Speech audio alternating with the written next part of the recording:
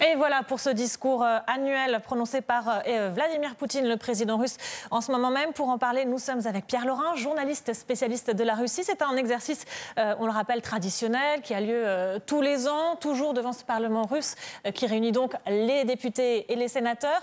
Et cela commence toujours par un point sur des questions nationales, voire très locales. Oui, bien sûr. C'est le premier point de l'adresse du président devant l'Assemblée fédérale, qui est la réunion des deux chambres, c'est toujours la politique intérieure, parce que, honnêtement, c'est ce qui intéresse les Russes.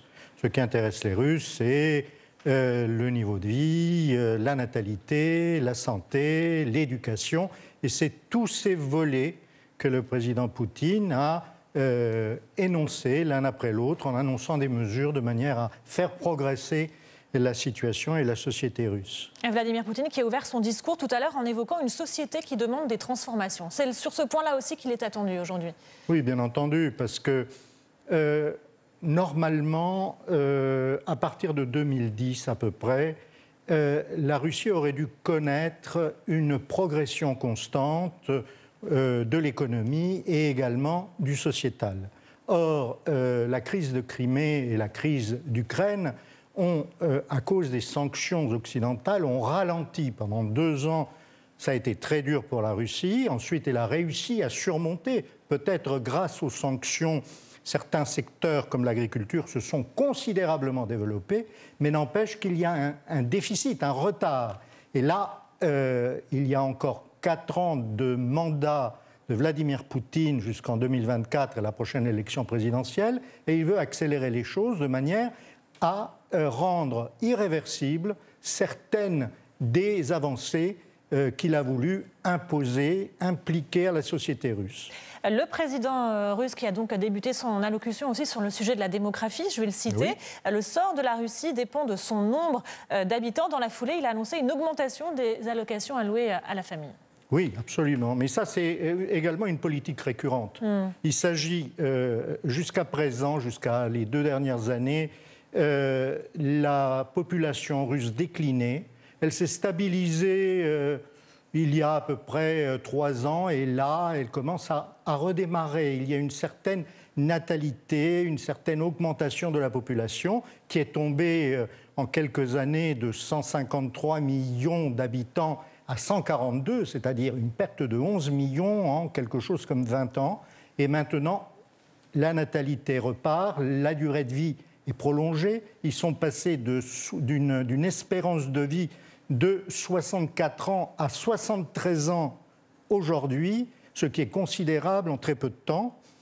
Et effectivement, la natalité, comment pousser la natalité? Par des allocations. Des allocations à partir du premier enfant, un capital pour la naissance des enfants qui est l'équivalent de 600 000, qui va être l'équivalent de 600 000 roubles, c'est-à-dire plus ou moins 7 500, 8 000 euros, ce qui, pour un budget russe, est considérable, en plus des prêts préférentiels pour les logements, etc. Alors, le discours de Vladimir Poutine se poursuit toujours à Moscou. On est toujours sur des questions très nationales. Il est attendu aussi sur la politique étrangère russe, notamment sur le dossier libyen et évidemment le dossier syrien. Qu'est-ce qu'on peut attendre de son allocution? Je crois que tout a déjà été dit. La Russie essaye de se poser au niveau international comme un facilitateur de solutions. Comme un médiateur. Un médiateur.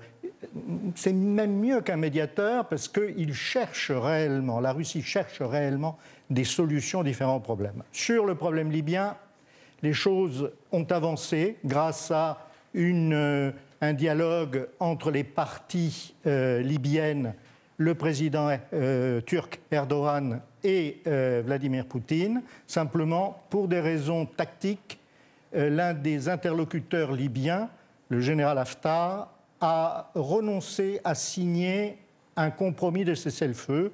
Ça va être repris, on ne sait pas trop quand, mais en tout cas, le dialogue se poursuit. Quant à la Syrie, et ça c'est très important, pour la Russie, c'est réglé.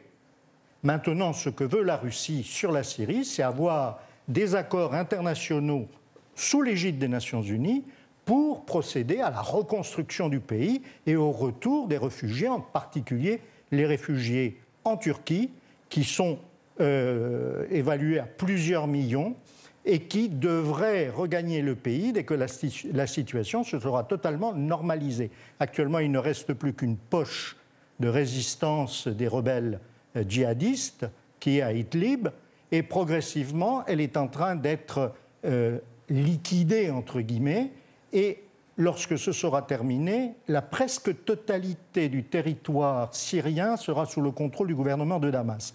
Et là, interviendra une négociation avec les partenaires occidentaux pour établir une nouvelle constitution qui est en train d'être qui est en train d'être étudiée avec une commission ad hoc, et puis, à côté de cela, obtenir des investissements, parce que les besoins en investissement de la Syrie pour la reconstruction sont considérables et la Russie seule ne pourra jamais les apporter. Et vous voyez toujours ces images en direct de Moscou. Vladimir Poutine poursuit son propos devant le Parlement russe. Aujourd'hui, 2 ans après sa large réélection, est-ce que Vladimir Poutine a toujours la cote auprès des Russes? En 2 mots, vraiment, parce que le temps nous manque, est-ce que son bilan est positif jusque-là? Alors, le bilan, visiblement, est positif.